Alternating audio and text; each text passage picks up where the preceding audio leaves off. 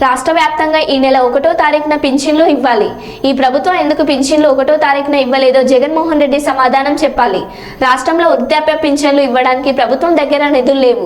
వచ్చే ఎన్నికల్లో ఓడిపోతామని ముందే గ్రహించి జగన్మోహన్ రెడ్డి ప్రభుత్వం వాళ్ళ కాంట్రాక్టర్లకు ముందుగానే బిల్లుల రూపంలో 13,000 కోట్లు దాచిపెట్టారు. దీంతో ఖజానా ఖాళీ అయింది.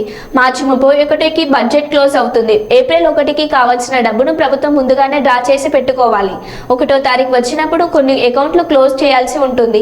ఇలాంటి ఇబ్బందులు ముందే గమనించి ముందే డబ్బులు డ్రా చేసి సకాలంలో డబ్బులు ఇవ్వకుండా ఈ విషయాన్ని ప్రభుత్వం ప్రతిపక్షంపైనే నెట్టేందుకు ప్రయత్నించారు.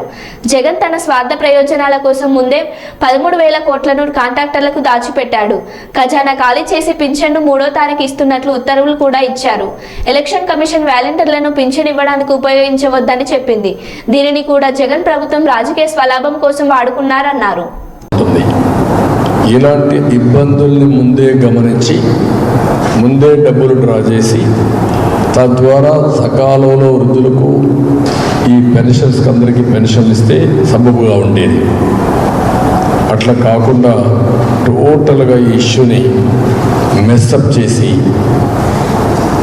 వీళ్ళ స్వార్థ ప్రయోజనాల కోసం 13,000 కోట్ల రూపాయలు డైవర్ట్ చేసి 1వ తారీఖున ఖజానా ఖాళీ చేసి 1వ తారీఖు ఇవ్వకుండా 27వ తారీఖునే ఒక సర్క్యులర్ ఇష్యూ చేసి 3వ తారీఖు ఇస్తామని అందరికీ ఆదేశాలు ఇచ్చి